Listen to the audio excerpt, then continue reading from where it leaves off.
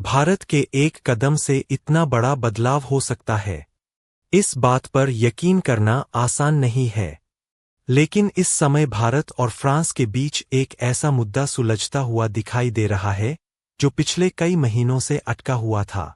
दरअसल बात हो रही है 114 राफेल फाइटर जेट की बड़ी डील की, जिसको लेकर दोनों देशों के बीच लंबे समय से बातचीत चल रही थी, और यह बातचीत कीमत के साथ साथ टेक्नोलॉजी और प्रोडक्शन को लेकर भी फंसी हुई थी, क्योंकि फ्रांस भारत को राफेल देने के लिए तैयार तो था, लेकिन सोर्स कोड देने और भारत में इसका निर्माण करने को लेकर राजी नहीं हो रहा था। इसी वजह से यह डील आगे नहीं बढ़ पा रही थी और मामला लगातार उलझा हुआ था। लेकिन अब हालात बदलते हुए दिखाई दे रहे हैं, क्योंकि भारत ने साफ कर दिया कि इतनी बड़ी संख्या में फाइटर जेट खरीदने का मतलब सिर्फ खरीदारी नहीं बल्कि आत्मनिर्भरता भी है। भारत की शर्त थी कि इन राफेल फाइटर जेट का निर्माण भारत में ही किया जाए, ताकि भविष्य में रिपेयरिंग और मेंटेनेंस के लिए किसी दूसरे देश पर निर्भर न रहना पड़े।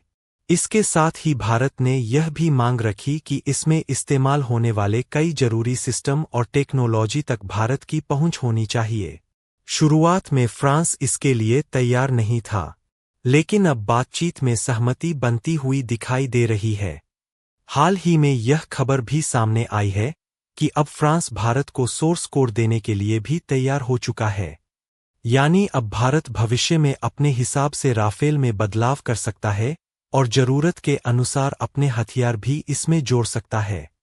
इसका मतलब यह हुआ कि भारत अब सिर्फ खरीदार नहीं रहेगा, बल्कि इस फाइटर जेट के इस्तेमाल और अपग्रेडेशन में भी खुद फैसला ले सकेगा। यही कारण है कि इस डील को भारत के लिए एक बड़ी रणनीतिक जीत के रूप में देखा जा रहा है। इसके अलावा यह भी बताया जा रहा है कि शुरुआती कुछ राफेल फ्रांस से बनकर भारत आएंगे, लेकिन बाकी ज्यादातर फाइटर जेट का निर्माण भारत में ही किया जाएगा। इससे भारत की डिफेंस इंडस्ट्री को मजबूती मिलेगी और देश के भीतर ही नई मैन्युफैक्चरिंग यूनिट लगाने का रास्ता खुलेगा। इतना ही नहीं बल्कि इसमें भारतीय कंपनियों को भी शामिल किया जाएगा, ताकि आने वाले समय में मेंटेनेंस और सपोर्ट का काम देश के भीतर ही हो सके और बार बार फ्रांस की मदद न लेनी पड़े। इस पूरी डील पर दुनिया का